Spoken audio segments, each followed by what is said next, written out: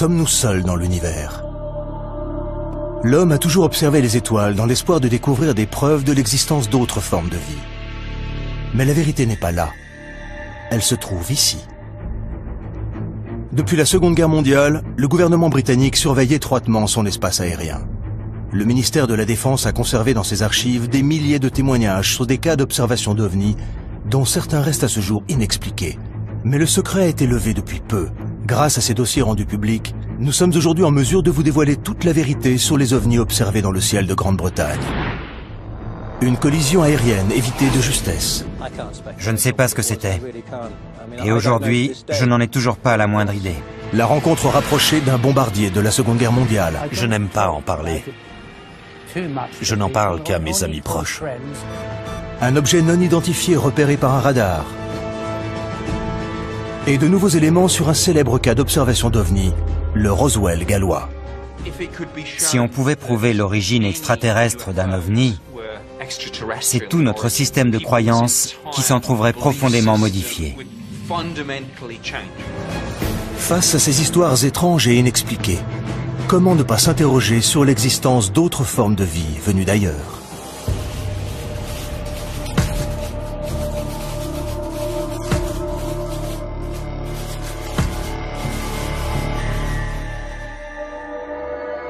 Parmi les questions les plus fréquemment posées sur Internet, 3 mots viennent en tête. Et les 2 premiers n'ont rien de surprenant.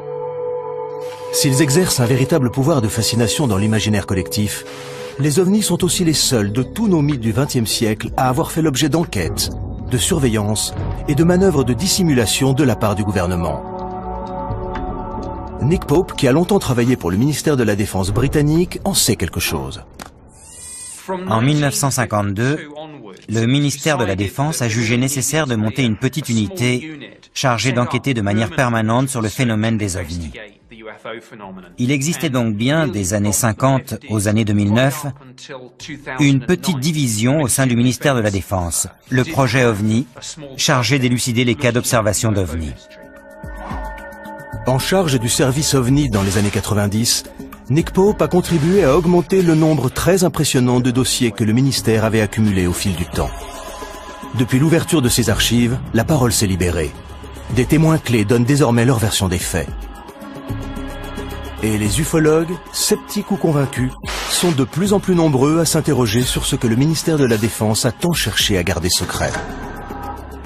C'est grâce au travail de persuasion du journaliste David Clark que le ministère de la Défense a fini par accepter de rendre ses dossiers publics. On se rend compte en parcourant ces dossiers que rien que chez nous, au Royaume-Uni, les phénomènes étranges observés dans le ciel se comptent par milliers.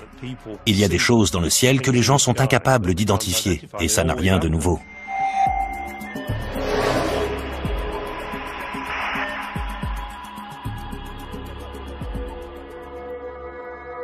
« 6 janvier 1995. 2 pilotes aux commandes d'un Boeing 737 transportant 60 passagers et effectuant la liaison Milan-Manchester signalent qu'ils viennent d'éviter de justesse une collision avec un objet non identifié. Un incident qui déstabilise les autorités britanniques. Il y a dans les dossiers du ministère de la Défense plusieurs cas de collision évités de justesse entre des avions de ligne et des objets non identifiés. Et l'incident le plus frappant est celui signalé par l'équipage d'un 737 de la British Airways. Speedbird 5061, survol des Pennines, 15 km. Ils approchaient d'une zone nuageuse, mais le ciel était encore bien dégagé, et la vision plutôt bonne, quand soudain le copilote a vu un objet illuminé comme un arbre de Noël leur arriver dessus.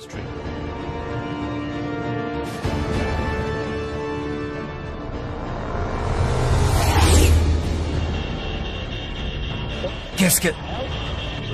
L'objet est passé tellement près qu'il s'est instinctivement baissé. Il a vraiment cru qu'il allait le heurter. Il s'est aussitôt tourné vers le commandant pour lui dire « Vous avez vu ?» Et le commandant lui a répondu « Oui, j'ai vu ». Les pilotes appellent aussitôt la tour de contrôle de Manchester.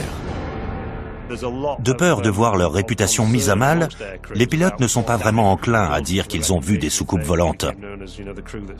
Et ce qui est intéressant dans cette affaire, c'est que les deux pilotes ont pris l'initiative de faire un rapport officiel sur la collision qu'ils venaient d'éviter dès leur arrivée à l'aéroport, pour que l'aviation civile fasse une enquête sur ce qui avait bien pu se produire. Et c'est exactement ce qui s'est passé. À la suite de cet incroyable incident, le ministère diligenta une enquête complète et approfondie, dont Anthony Booth, responsable des enquêtes de sécurité dans l'aviation civile, fut chargé. C'était très étonnant comme affaire. Ça faisait 7 ans que je travaillais dans ce service et jamais encore je n'avais été confronté à un cas pareil. Nous avons interrogé les deux pilotes, examiné les enregistrements radars, les transcriptions des enregistrements des voix des pilotes, de celles des contrôleurs du trafic aérien de Manchester, tout ce qui pouvait nous éclairer sur la nature de cet objet. Si les pilotes refusent aujourd'hui de s'exprimer publiquement sur cette affaire, nous savons aujourd'hui, grâce à l'ouverture des archives du ministère de la Défense, ce qu'ils ont déclaré à Anthony Booth à l'époque. Je regardais droit devant moi quand j'ai vu quelque chose passer sur le côté qui a attiré mon attention.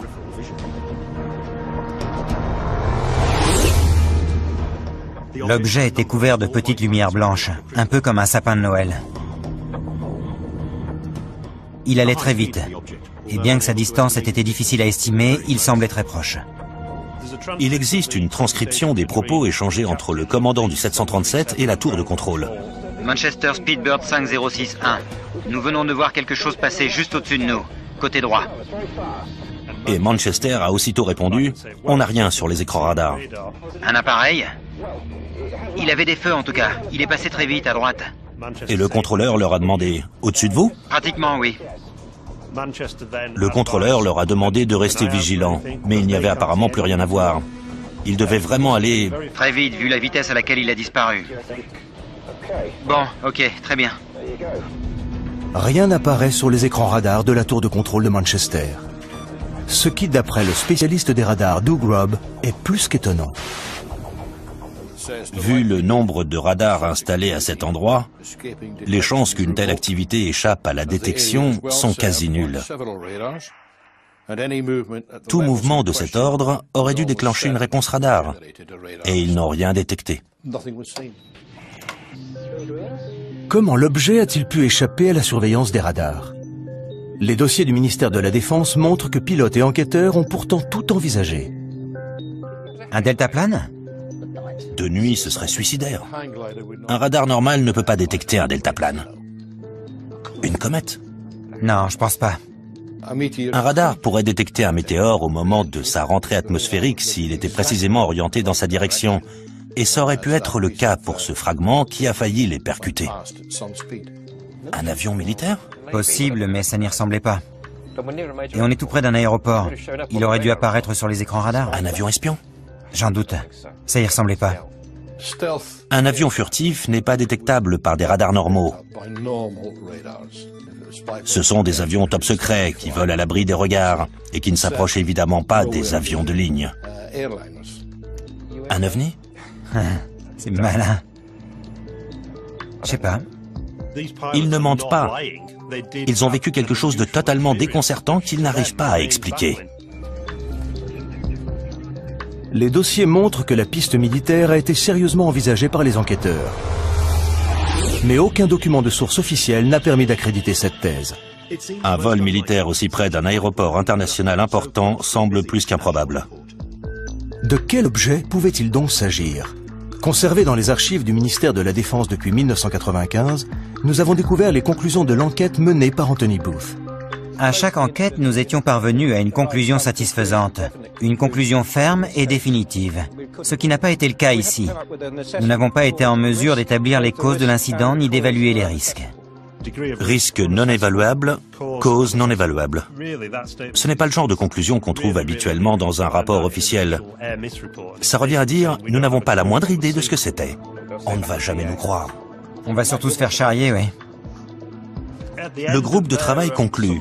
Il ne fait aucun doute que les pilotes ont vu quelque chose et que l'objet était de taille suffisamment importante pour qu'un rapport sur une collision évitée de justesse soit rédigé. la nature de l'objet n'a malheureusement pu être identifiée. L'hypothèse d'activité extraterrestre est sans doute fascinante, mais cette question n'est pas de notre ressort. Elle devra donc être examinée par les spécialistes de ce domaine. Pour l'ufologue Nick Pope, cette absence de conclusion laisse la porte ouverte à toutes les hypothèses possibles et imaginables. Je trouve ça fou. Objet non identifié ne veut pas forcément dire vaisseau spatial extraterrestre. Mais il est clair que quelqu'un, que ce soit le commandant, le copilote, les enquêteurs de la direction de l'aviation civile ou le ministère de la Défense, il est très clair que quelqu'un, à un moment donné, s'est dit « Effectivement, pourquoi ne pas envisager la piste extraterrestre ?» Je ne sais pas ce que c'était, et je n'en ai toujours pas la moindre idée aujourd'hui. On ne peut pas prétendre tout savoir. Il est possible qu'il y ait des choses que nous ignorons encore aujourd'hui. L'enquête menée sur cette collision évitée de justesse montre à quel point le ministère de la Défense prenait ces phénomènes inexpliqués au sérieux. Le service OVNI a reçu au fil des années de nombreux rapports de pilotes, témoins d'incidents similaires pendant la Seconde Guerre mondiale. Des affaires jugées pour certaines tellement graves que les plus hautes autorités de l'État en furent informées. L'ouverture des archives du ministère de la Défense a permis à de nombreux experts de vérifier ce dont ils se doutaient. Le gouvernement britannique s'intéressait aux cas d'observation d'OVNI dès la Seconde Guerre mondiale. Je n'aime pas en parler. Je n'en parle qu'à mes amis proches ou à ceux qui, comme moi, ont participé à des raids aériens pendant la guerre.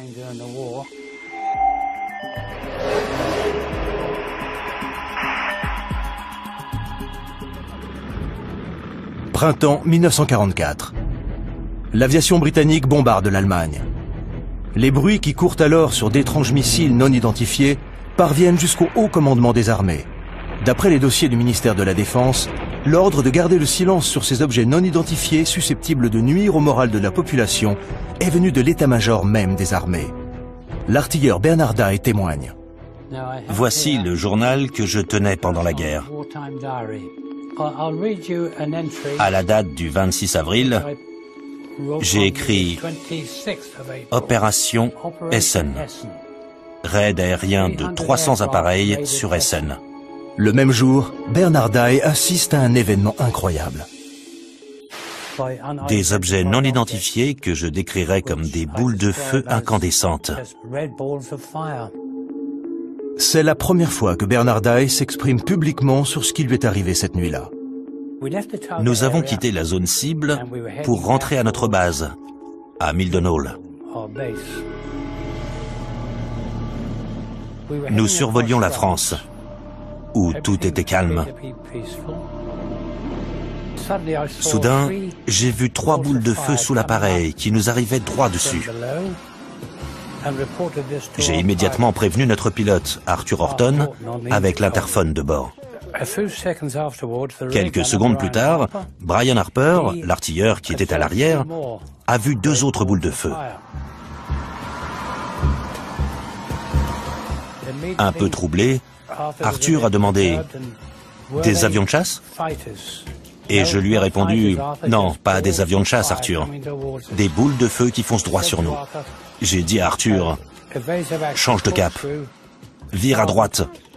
Vite, vite, vite. »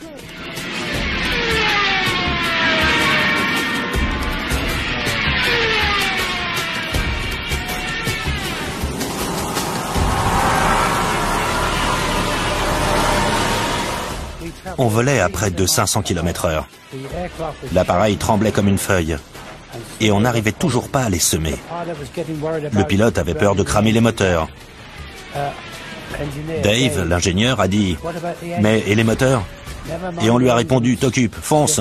ou quelque chose dans ce goût-là, mais avec quelques noms d'oiseaux en plus. On a eu la trouille de notre vie ce jour-là. Et puis, les 5 boules de feu ont fini par perdre de leur vitesse. Elles ont disparu dans la nuit. Et on est rentré à la base sain et sauf. À notre arrivée à la base, à Mildenhall, Nous avons été interrogés, comme le voulait la procédure habituelle, par des officiers de renseignement, qui se sont bien fichus de nous. Et le pilote, qui était passablement agacé, leur a dit « Je suis sûr que si vous aviez été avec nous, vous trouveriez ça beaucoup moins drôle. » Nous lui avons demandé s'il avait une idée de ce que c'était. J'étais vraiment perplexe. Je me suis dit que c'était peut-être de nouvelles armes de guerre que les Allemands avaient inventées. Et le cas de Bernard Dye n'est pas unique. D'autres membres d'équipage ont assisté à des phénomènes inexpliqués pendant la guerre. Une de ces affaires a même été étouffée. Et l'ordre est venu des plus hautes sphères de l'État. Winston Churchill, le Premier ministre de l'époque, avait tellement peur des fuites qu'il a demandé à ce que le rapport soit classé top secret pendant 50 ans. Monsieur Churchill a demandé à ce que le rapport soit classé top secret pendant 50 ans et qu'il reviendrait à un futur Premier ministre de réévaluer son niveau de classification. L'ordre donné par Churchill concerne un incident rapporté par l'équipage d'un avion de la Royal Air Force revenant d'une mission de reconnaissance en Allemagne.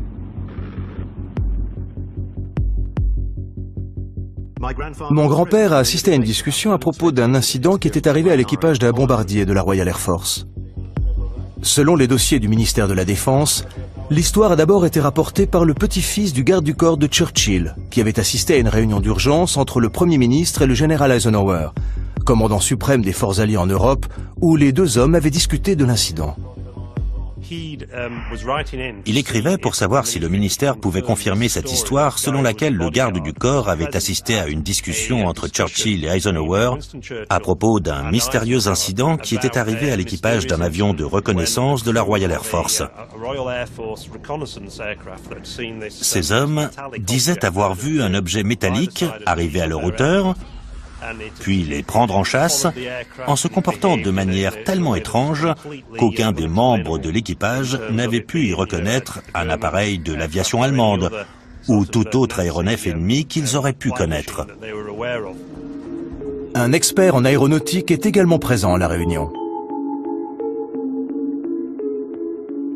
Il a écarté la possibilité d'un missile, un missile ne pouvant ralentir sa course pour rester à la hauteur d'un avion moins rapide que lui.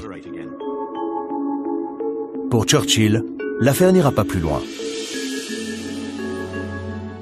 Quand l'un des participants à la réunion a évoqué la possibilité d'un objet volant non identifié, Churchill a immédiatement demandé à ce que l'incident soit classé top secret. Le dossier va même plus loin. On y apprend combien Churchill s'inquiétait de la réaction des Britanniques s'ils avaient eu vent de cette mystérieuse affaire d'OVNI. Il faut classifier l'information au plus vite, au risque qu'elle ne sème la panique au sein de la population et qu'elle ne détruise la foi des Britanniques en leur Église. D'après les dossiers du ministère de la Défense, ce n'est pas la première fois que Churchill est amené à gérer une affaire d'OVNI. En octobre 1912, d'étranges lumières avaient été aperçues au-dessus des chantiers navals de Chiemess dans l'Essex. Et Winston Churchill, qui était alors Premier Lord de l'Amirauté, avait dû s'en occuper. Il avait d'ailleurs dû admettre devant le Parlement qu'il n'était pas en mesure d'expliquer ce qui s'était passé. Les dossiers montrent que même après la guerre, Churchill s'intéressait de près à ces phénomènes inexpliqués. Après la vague d'observations d'OVNI à Washington, qui fit la une des journaux en 1952, Churchill s'est beaucoup intéressé à ces histoires. Il a d'ailleurs envoyé une note au secrétaire d'État de l'air disant « Quel crédit faut-il accorder à ces histoires de soucoupes volantes? J'aimerais en savoir plus. Envoyez-moi un rapport quand cela vous sera possible. » Bernard Dye ignorait tout de ces affaires que Churchill prenait tant de soin à dissimuler au grand public pendant la Seconde Guerre mondiale. Nous lui avons montré le dossier du ministère de la Défense concernant Churchill. D'après ce que j'ai lu dans ce rapport, ça ressemblait vraiment beaucoup à ce que j'ai vu moi-même cette nuit-là. J'ignorais totalement que Churchill en avait été informé, mais ça ne m'étonne pas vraiment, car il s'est passé des choses vraiment étranges pendant la guerre, dont je ne peux pas être le seul à avoir été témoin. Ce qui est frappant, c'est le nombre très élevé d'incidents de ce type rapportés par les équipages dans les années 40. Des dossiers de la Royal Air Force conservés aux archives nationales mentionnent ces rapports sur des phénomènes semblables à des explosions de roquettes qu'on n'a jamais pu expliquer. Mais à la fin de la guerre, quand on a interrogé les pilotes de la Luftwaffe, certains ont raconté avoir vu des choses similaires qu'ils ont prises pour des armes secrètes ennemies. Y aurait-il une explication rationnelle à ces phénomènes observés par les équipages pendant la guerre? À l'époque, on a mis ça sur le compte de l'état de stress des pilotes et des équipages, qui, face au danger, secrétaient de telles doses d'adrénaline que leur perception en était altérée. OVNI ou pas, ces dossiers montrent à quel point les dirigeants de la Seconde Guerre mondiale tenaient à ce que ces affaires restent secrètes. Et le temps ne changera rien à l'attitude du gouvernement face aux OVNI. 50 ans plus tard, il en aura toujours aussi peur.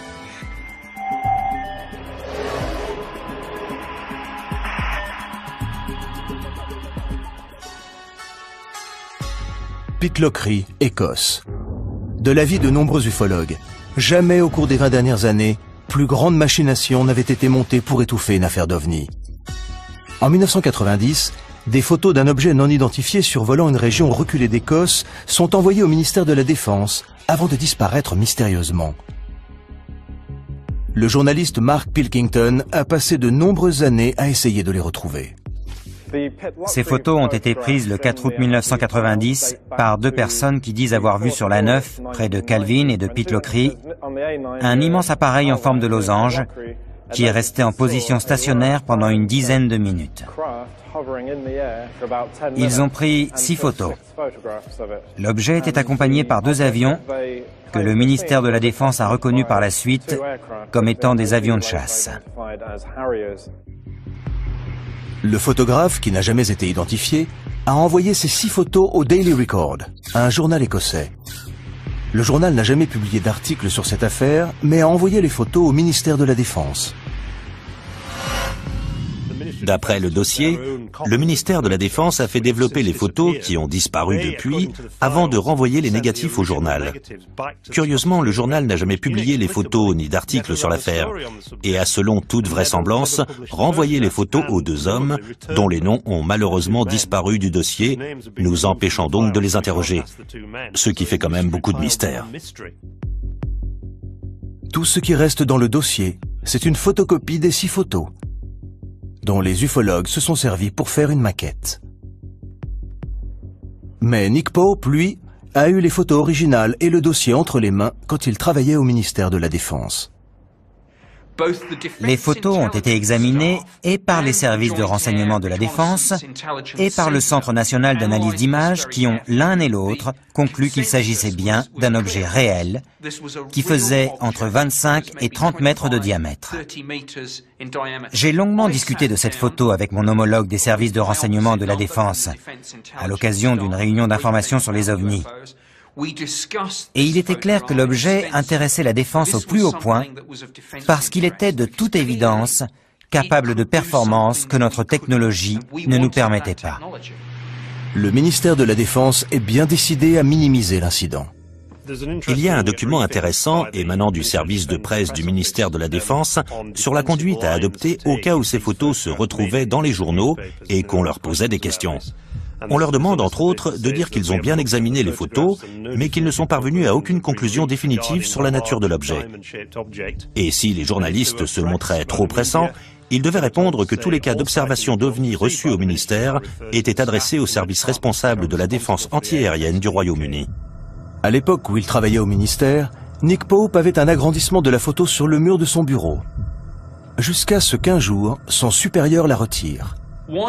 On ne peut pas écarter l'éventualité d'un prototype d'avion espion américain top secret. Mon chef de service s'en est en tout cas persuadé. Pour lui, c'était un drone ou un avion secret. Et il m'a demandé de la retirer. On sait, grâce au dossier, qu'on s'interrogeait beaucoup en interne sur l'éventualité d'un avion espion appartenant aux Américains. Et pourquoi, si c'était le cas, ils n'avaient pas demandé d'autorisation avant de faire voler cette chose dans notre espace aérien. Pour Mark Pilkington, les événements de l'époque ne sont peut-être pas étrangers à l'affaire. Peut-être a-t-on pris l'objet pour ce qu'il n'était pas. C'était juste 2 jours après le début de la première guerre du Golfe, à un moment où il y avait de toute évidence d'importants déploiements de moyens aériens en direction du Moyen-Orient. Et le Royaume-Uni servait de base d'approvisionnement ou de lancement pour un grand nombre de ces avions. Comme Churchill 40 ans plus tôt,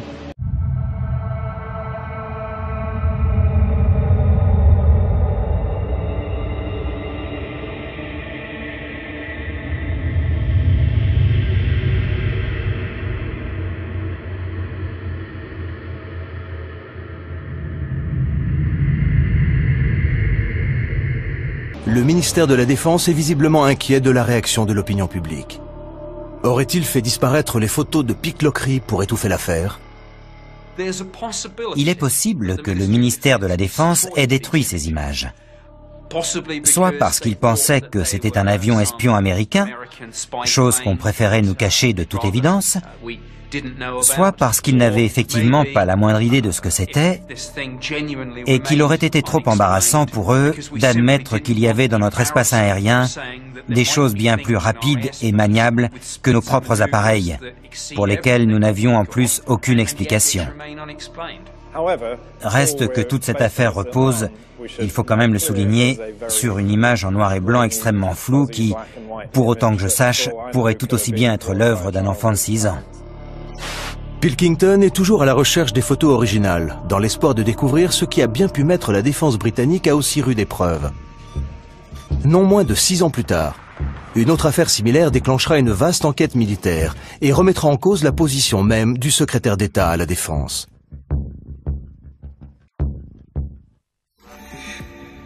En 1996, le ministère de la Défense se retrouve embarqué dans une nouvelle affaire d'OVNI, repérée cette fois dans le ciel d'East Anglia.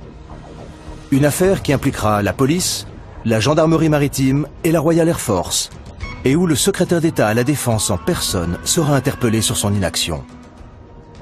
Je suis très préoccupé par un incident survenu près des côtes d'East Anglia relatif à un objet volant non identifié dont la présence a été corroborée par plusieurs radars militaires. Pourquoi n'avons-nous pas envoyé nos chasseurs ? Cette affaire, qui sèmera la panique jusqu'au sommet de l'État, débute par une calme soirée d'octobre sur la côte est du Royaume-Uni.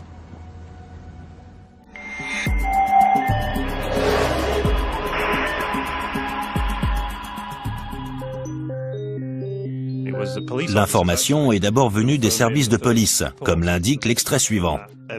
La police signale au petit matin d'étranges lumières rouges et vertes tournoyant dans le ciel au sud-est de Skegness.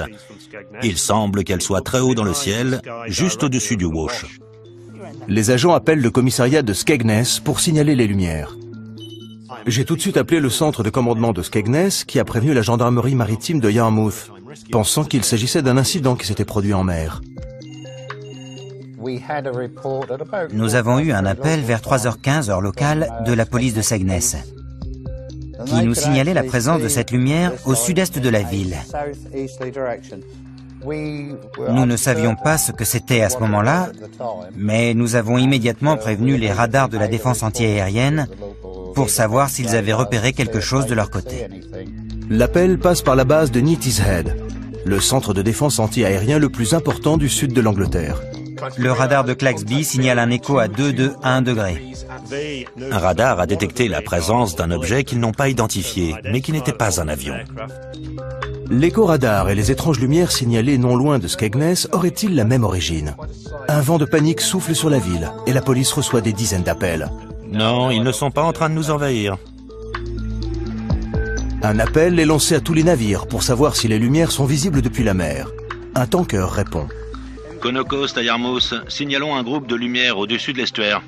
Le navire qui a appelé, le Conocost, se trouvait dans cette zone, tout près. À 3h50, l'agent Leyland monte sur le toit du commissariat de Skegness et filme les lumières pendant 5 minutes. Il n'y en a désormais plus qu'une, de couleur blanche et en position stationnaire. Dans les milieux ufologues, la nouvelle se répand comme une traînée de poudre. Il y a eu des fuites, et la transcription des propos échangés entre la gendarmerie maritime, la police et le chalutier s'est retrouvée sur le bureau d'un journaliste. L'affaire a soudain pris de telles proportions qu'elle est arrivée aux oreilles d'un député de la région. L'affaire prend une telle ampleur que le député travailliste local, Martin Redmond, s'en mêle et interpelle les pouvoirs publics. Martin Redmond disait « On a des policiers qui voient des ovnis, des officiers de la Royal Air Force qui les suivent sur leur radar, et on n'est pas fichu d'envoyer un avion sur place pour voir ce qui se passe. » Voici une copie de la lettre envoyée par Martin Redmond au secrétaire d'État à la Défense Michael Portillo, dans laquelle il dit « Je suis très préoccupé par un incident survenu près des côtes d'East Anglia, relatif à un objet volant non identifié, dont la présence a été corroborée par plusieurs radars militaires. Si j'aimerais évidemment savoir ce que c'était, ce qui me préoccupe le plus, c'est la pagaille que cet incident semble avoir semée. Il met directement en cause le ministre de la Défense. Pourquoi n'avez-vous rien fait? Que faisait la Royal Air Force? Ce que la Royal Air Force n'a évidemment pas du tout apprécié. La lettre provoque un véritable scandale. Le ministère de la Défense va même jusqu'à diligenter une enquête pour savoir pourquoi la Royal Air Force n'a rien fait. Doug Robb était responsable des opérations ce soir-là, et les conclusions de l'enquête du ministère de la Défense que nous lui avons montrées ne l'ont guère surpris. Cette carte indique l'emplacement des radars autour de Boston cette nuit-là. Et il est précisé ici que c'est le radar de Claxby qui a repéré l'objet. L'objet était immobile, sur Terre. Et après enquête, on a conclu qu'il s'agissait du clocher de l'église de la paroisse, le Boston Stump, comme on l'appelle ici. Le coupable tout désigné pour le ministère de la Défense. L'église, connue dans les milieux aéronautiques sous le nom de Boston Stump, apparaît parfois sur les écrans radars selon le type de propagation utilisé.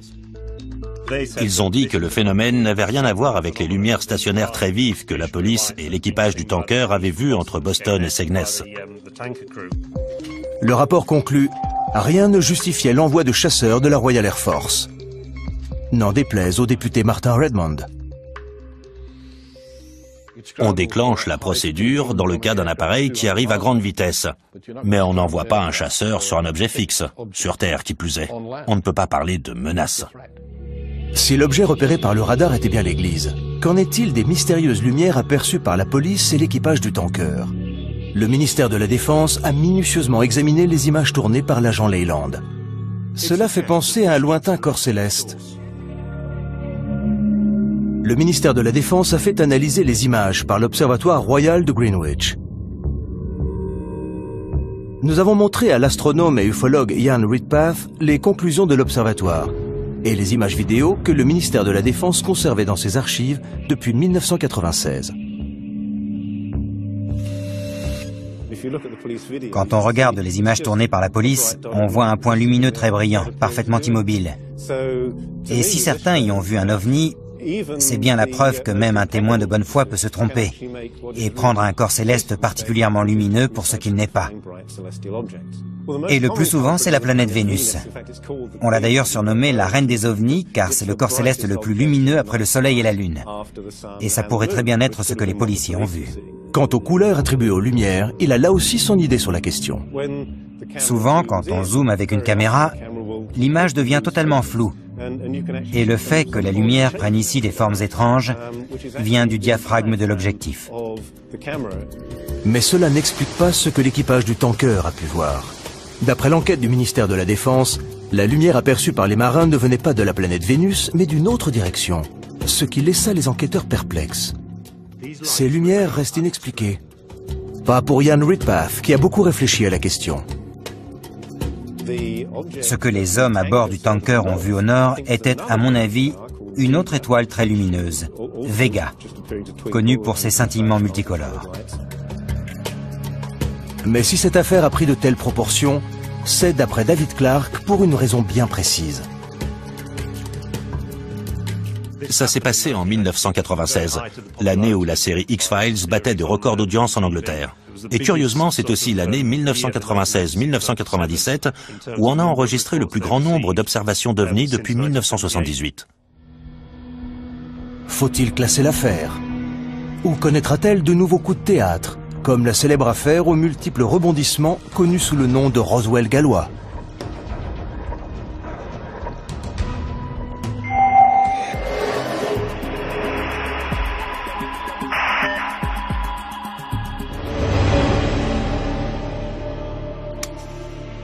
1974, au nord du Pays de Galles. Des milliers de témoins font état d'une violente secousse sismique et d'étranges lumières tombant du ciel. De l'avis de certains ufologues, il s'agirait d'un crash d'OVNI, affaire que le gouvernement aurait depuis cherché à étouffer. Il y a eu une terrible explosion et une violente secousse qui a fait trembler toute la maison. J'ai eu l'impression que ça passait juste au-dessus de nous. J'ai cru que la maison allait s'effondrer. J'ai vu des lumières tomber du ciel là-bas, au-dessus des montagnes. 24 janvier 1974 à 21h50, heure GMT. 5 corps incandescents sont aperçus dans le ciel. De nouvelles révélations viennent de remettre l'affaire sur le devant de la scène. Désigné comme le principal témoin de l'incident de Berwyn, Hugh Lloyd, fils d'agriculteur, avait 14 ans au moment des faits. Il était 20h30 quand Hugh et son père ont senti la violente secousse qui fit trembler toute la maison. Près de 40 ans plus tard, Hugh se souvient de ce jour comme si c'était hier. Il y a d'abord eu un bruit sourd, et tout de suite après, la maison s'est mise à trembler violemment. La lumière a vacillé et l'image de la télévision a disparu. Il n'y avait plus que de la neige sur l'écran. On était morts de trouille et on n'avait pas la moindre idée de ce qui se passait. Enoch a dit, il a dû y avoir une explosion, et le téléphone s'est mis à sonner. C'étaient les voisins qui voulaient savoir si on avait ressenti la même chose. Et puis une vingtaine de minutes plus tard, quelqu'un a frappé à la porte. Bonsoir. Bonsoir. C'était un agent de police. Il nous a dit qu'on leur avait signalé un accident aérien du côté de Berwyn et qu'il avait besoin de notre Land Rover pour s'y rendre. Comme je n'avais que 14 ans, j'ai dit à Enoch, il vaut mieux que ce soit toi qui conduise.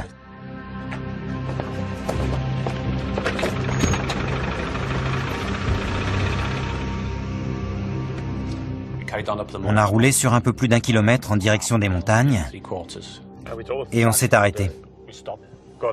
On est sorti de la voiture avec les torches, tout était calme. Il faisait tellement noir qu'on n'y voyait rien. Répartissez-vous les torches. Un des policiers a dit, il n'y a rien. C'est trop calme pour qu'il se soit passé quelque chose ici. Autant que vous rentriez. On a fait demi-tour et au moment où on arrivait à la voiture, on a vu une lumière très vive. Qu'est-ce que c'est que ça ? Au-dessus de la vallée, juste derrière ces arbres, là-bas, à gauche, dans la vallée entre ces deux montagnes, une lumière très vive qui montait du sol. Une lumière vraiment éblouissante. On voyait bien qu'elle montait du sol, mais on n'arrivait pas à voir d'où précisément. Parce qu'on ne voyait pas le fond de la vallée d'où on était. Ça ne ressemblait pas à un crash aérien. La lumière était trop blanche pour que ce soit un feu, et ça n'a duré qu'une vingtaine de secondes, tout au plus. Et ils ont eu beau chercher, ils n'ont jamais découvert la moindre trace d'accident aérien. Comment expliquer cette lumière? L'ufologue Andy Roberts a passé des années à enquêter sur cet incident. S'il ne croit pas vraiment à la thèse extraterrestre, il admet qu'il existe un véritable mystère autour de cette affaire. Quand Pat Evans, une infirmière d'un village des environs, a entendu l'explosion, elle a tout de suite pensé à un accident aérien. Et comme elle était infirmière et qu'elle avait du matériel médical, elle a décidé de se rendre immédiatement sur place pour venir en aide aux blessés en attendant que les secours arrivent. Pat Evans et ses deux filles sont à environ 6 km de l'endroit où se trouve Hugh Lloyd, quand la violente secousse se fait sentir. Qu'est-ce que c'est? On aurait dit un avion. Elle a pris sa voiture avec ses deux filles et elle a roulé pendant une quinzaine de minutes sur la départementale, pensant voir surgir une épave d'avion en feu à chaque instant. C'est la route qu'elle a prise ce soir-là, une route qu'elle connaissait bien et qui ne lui posait aucun problème, même de nuit. Elle arrivait dans l'autre sens et au détour de ces arbres, là-bas, elle a eu la surprise de découvrir sur la gauche, non pas une scène de crash aérien, mais une énorme boule de lumière qui passait du rouge au blanc, puis au orange. La source lumineuse est bien trop loin de la route pour pouvoir parcourir la distance à pied. Abasourdi, Pat Evans et ses deux filles restent un moment dans la voiture à regarder l'étrange boule de lumière changer de couleur. Près de cette boule, grosse comme la moitié de la Lune, elle a vu s'agiter des torches et des phares de voiture. Elle n'a pas vraiment compris ce qui se passait, mais comme visiblement ce n'était pas un crash aérien et que la situation avait de toute évidence déjà été prise en main, Elle est rentrée chez elle, mais elle ne sait toujours pas ce qu'elle a vu. Malgré l'arrivée de mystérieux hommes en noir censés faire la lumière sur cette affaire, Pat Evans et Hugh Lloyd ne sauront sans doute jamais ce qu'ils ont vu cette nuit-là. L'étrange boule de lumière aperçue par Pat Evans et Hugh Lloyd en 1974 fait désormais partie du folklore ufologique. Et rien dans les dossiers du ministère de la Défense ne semble vouloir éclaircir ce mystère, qui décidément résiste à toute tentative d'explication. Peu de temps après l'incident, des chercheurs de l'Institut d'études géologiques britanniques furent dépêchés sur les lieux pour enquêter sur la secousse sismique. Juste après le tremblement de terre, nous avons reçu pas mal de témoignages, pas tous très cohérents, sur l'endroit exact où les lumières avaient été aperçues. J'ai donc envoyé une équipe pour interroger les gens sur place sur ce qu'ils avaient vu, entendu et ressenti. Dans la légende de Berwyn, les hommes de l'Institut d'études géologiques britanniques, aux allures de fonctionnaires et tout de noir vêtus, ont été surnommés les hommes en noir. Certains semblaient trouver notre démarche suspecte et on nous regardait d'un drôle d'air, comme si nous, humbles chercheurs de l'Institut d'études géologiques, avions quelque chose à voir avec les étranges événements qui s'étaient passés dans la région. Nous avons retrouvé dans les dossiers du ministère de la Défense le compte-rendu de Chris Browett sur son entretien avec l'infirmière Pat Evans. Dans le compte-rendu que j'ai rédigé à l'époque, Pat Evans disait qu'elle avait effectivement ressenti la secousse, mais qu'elle avait surtout eu très peur d'une lumière qu'elle avait vue dans le ciel. Une grosse boule de lumière d'un rouge incandescent. Ça, c'est la photocopie d'une carte que nous avons beaucoup utilisée lors de nos déplacements. Elle nous permettait de localiser l'endroit où l'interview avait eu lieu et de savoir ce que la personne avait vu, entendu et ressenti à cet endroit précis. La découverte de cette carte, conservée dans les archives du ministère de la Défense, a été une véritable révélation. On y voit que les lumières aperçues par Pat Evans et Hugh Lloyd sont apparues simultanément à un endroit très précis. L'ufologue Andy Roberts est retourné à l'endroit où Pat Evans et ses filles avaient vu la boule de lumière en 1974. Le même endroit où elle a raconté son aventure à Andy Roberts en 1998. Quand j'ai amené Pat Evans ici en 1998 et qu'elle m'a raconté son histoire, je l'ai prise en photo. Une photo où elle montre du doigt l'endroit où elle a vu ce qu'elle a vu en 1974. Et on voit qu'elle indique cette direction, là où la police et les agriculteurs sont eux-mêmes venus voir ce qui se passait. Pat Evans était sur la route qui va de Langennock à Welshpool, qui se trouve juste là, derrière ces arbres, là-bas. Donc si elle était à cet endroit-là, elle a sûrement vu la même chose que nous, parce que c'est pile dans l'alignement. Je suis sûr et certain qu'elle a vu les mêmes lumières que nous. On découvre dans les dossiers la piste privilégiée par le ministère de la Défense pour expliquer l'explosion et les mystérieuses lumières. Les recherches menées dans la zone concernée n'ont montré aucune trace d'impact. De l'avis de l'organisme britannique de météorologie, il pourrait cependant s'agir d'un bolide, à savoir un météore qui se désintègre pendant sa chute dans l'atmosphère. Selon une enquête menée parallèlement par la Société britannique d'astronomie, il est probable que le météore se soit désintégré au-dessus de Manchester et que son apparition ait été précédée à 20h30 par une secousse sismique dans les montagnes de Berwyn, n'ayant aucun lien avec la chute du météore. Le rapport fait donc état de deux événements distincts qui, par le plus grand des hasards, se sont produits la même nuit. Un météore qui se désintègre dans l'atmosphère et une secousse sismique. Cette incroyable coïncidence, deux phénomènes naturels distincts, un météore et une secousse sismique, se produisant simultanément, peut-elle expliquer à elle seule le mystère de Berwyn? Pour les partisans de la piste ufologique, il est évident que non. Les dossiers ne répondent en rien à la principale question soulevée par cette affaire. D'où provenait cette lumière montant du sol? Ce que Pat Evans a vu reste un mystère. Je n'imagine pas une seconde qu'il puisse s'agir d'un ovni. Encore que, dans le cas présent, il faudrait d'ailleurs plutôt parler d'un objet terrestre non identifié. Le mystère reste entier. Qu'on ait voulu privilégier la piste extraterrestre ou la thèse plus rationnelle du tremblement de terre et des météores, il faut quand même bien admettre que nous ne savons toujours pas ce qui a bien pu émettre cette lumière pendant au moins 10 bonnes minutes. Peut-on aujourd'hui parler d'affaires classées face à toutes ces questions restées sans réponse? Je pense que l'affaire Berwyn est loin d'être classée aux yeux du grand public. Il y a des gens qui, aujourd'hui, sont convaincus que l'ouverture de ces archives fait même partie d'une campagne de désinformation de la part du ministère de la Défense qui continue à vouloir nous cacher la vérité sur les ovnis. À terme, le ministère de la Défense s'est engagé à rendre tous les dossiers OVNI publics. Mais nous dévoilera-t-il vraiment tous ces secrets? Et sommes-nous réellement prêts à ne plus croire aux ovnis? Pour certains, les ovnis sont parmi nous, et ce pour un long moment encore. Jusqu'à ce que les vrais extraterrestres débarquent, sans doute. Il y a des gens qui disent que si on nous distille ces informations au compte-gouttes, c'est pour nous préparer au jour où on nous annoncera que ces choses existent vraiment.